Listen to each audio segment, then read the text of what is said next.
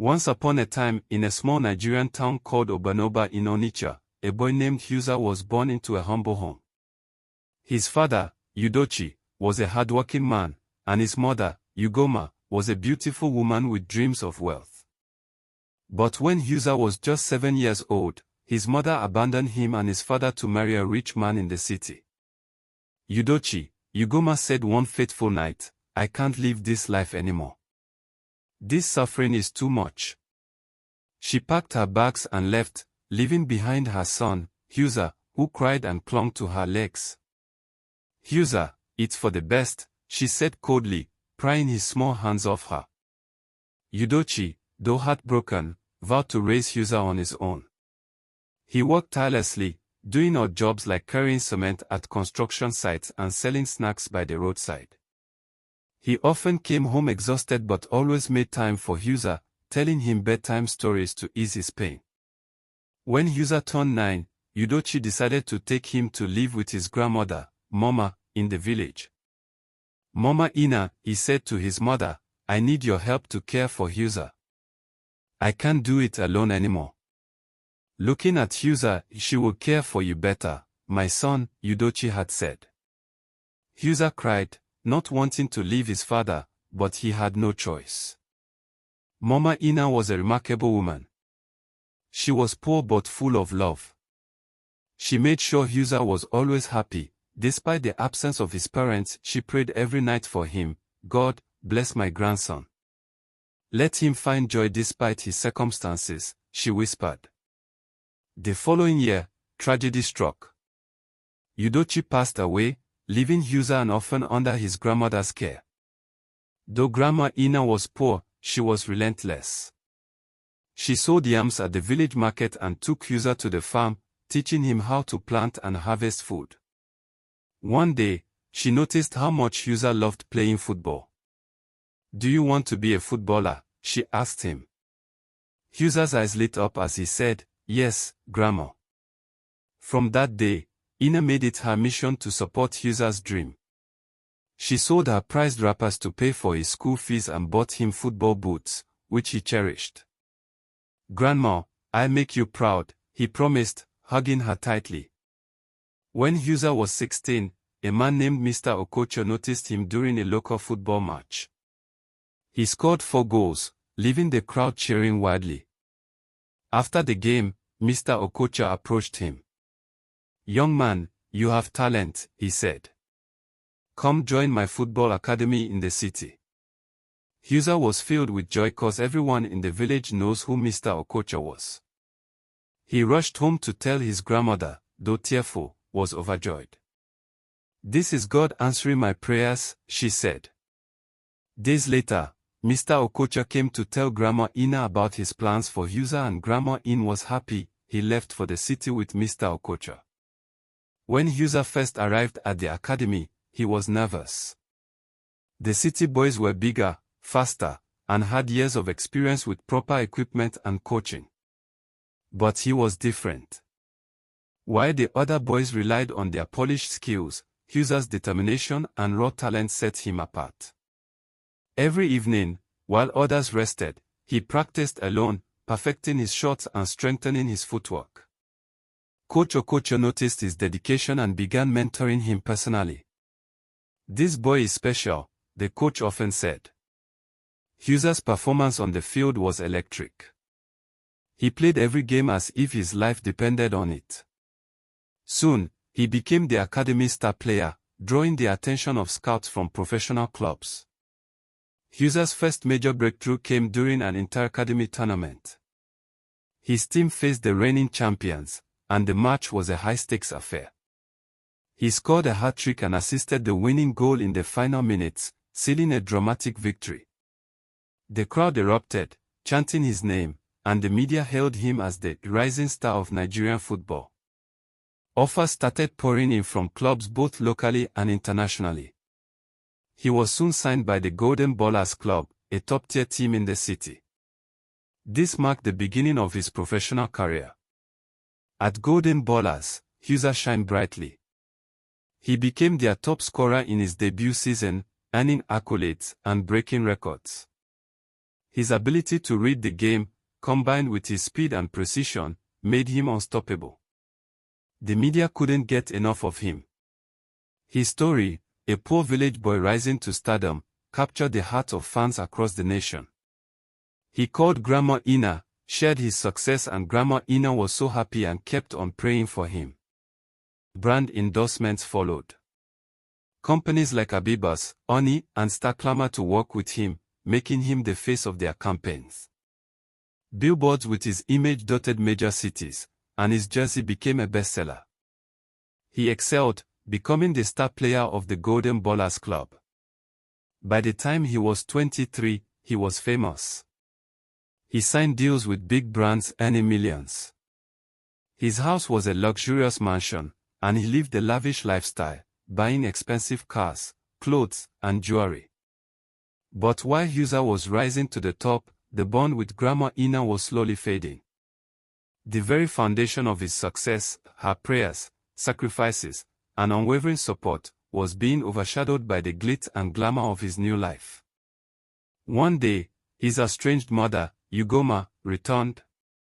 She looked frail and desperate. "Hyuza," she cried, falling to her knees, "forgive me.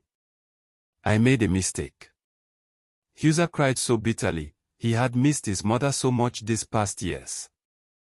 He was angry she left him, but a part of him wants to forgive her. Although hurt, he forgave her. "Mama, I've missed you," he said, hugging her tightly. After he forgave his mother, her life transformed dramatically.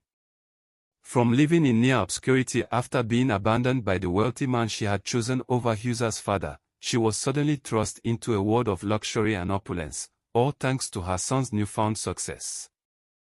Hyuza, eager to make up for lost time with his mother, spared no expense in ensuring her comfort. He bought her a grand mansion in the city, complete with marble floors, sparkling chandeliers, and a sprawling garden. Ugoma, once a woman struggling to make ends meet, now lived like royalty. She wore diamond-studded necklaces, gold bracelets, and designer outfits that made her the standout in every occasion. Ugoma became a socialite overnight. She attended Hyuza's award ceremonies, sitting proudly in the front row as cameras flashed and fans cheered.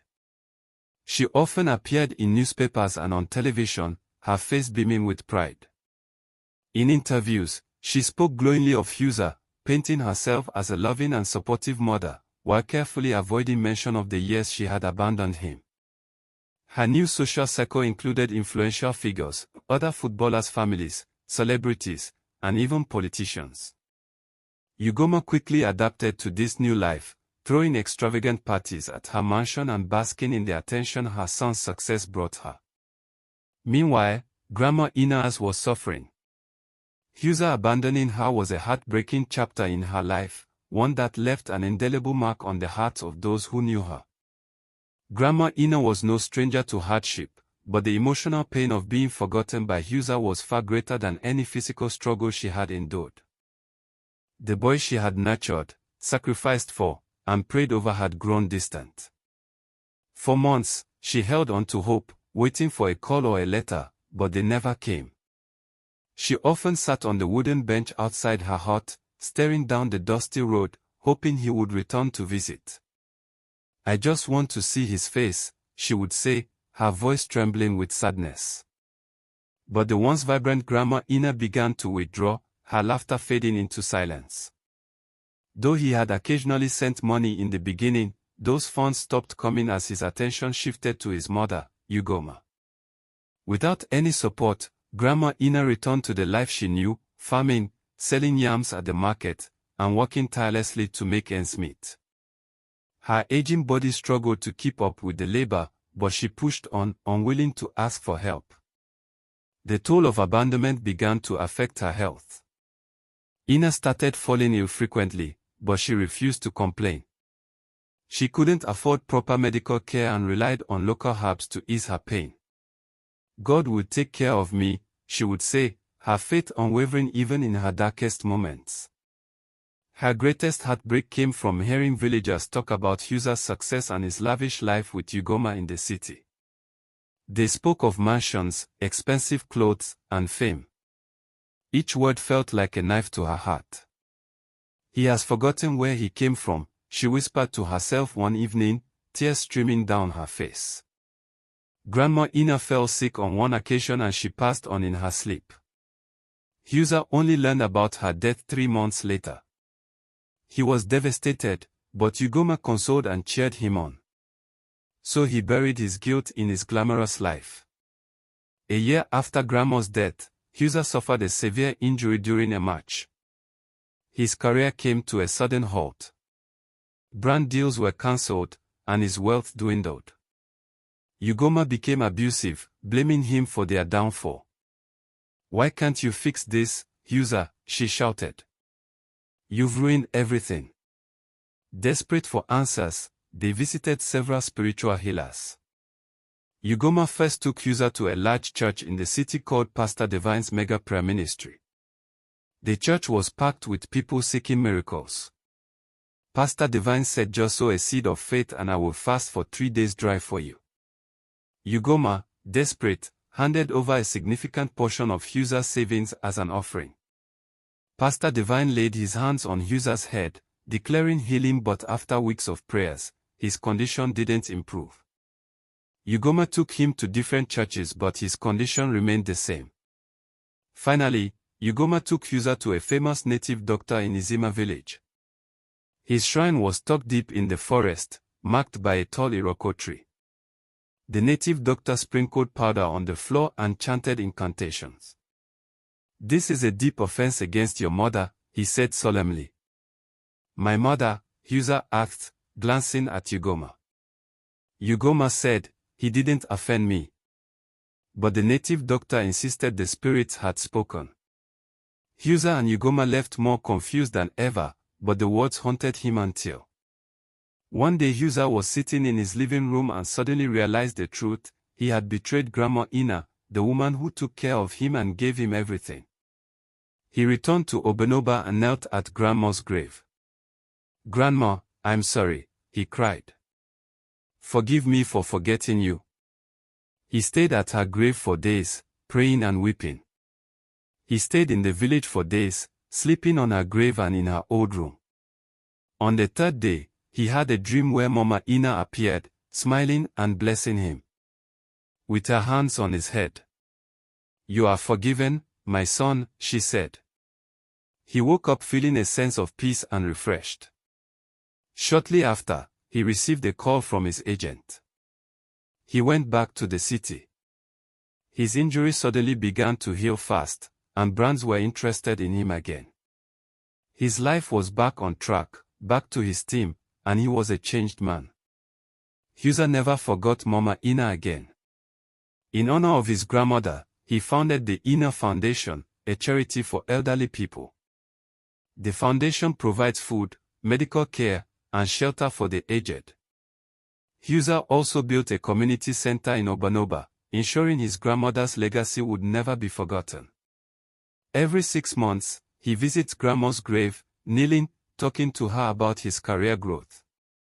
He knows now that his success was rooted in her sacrifices and love. Husa understands life deeply now and he shares her story with anyone who would listen. Even in his interviews, he would talk about his grandma. Sometimes, Husa would sit quietly and wonder, how far would I have gone if I hadn't forgotten Grandma? It was a painful lesson, but one that changed him forever. He now dominates his field, not just as a footballer but as a man who values the people that truly loves him and their sacrifices. Don't forget to like, comment, share and subscribe for more real-life inspired stories like this. Your support keeps the stories alive.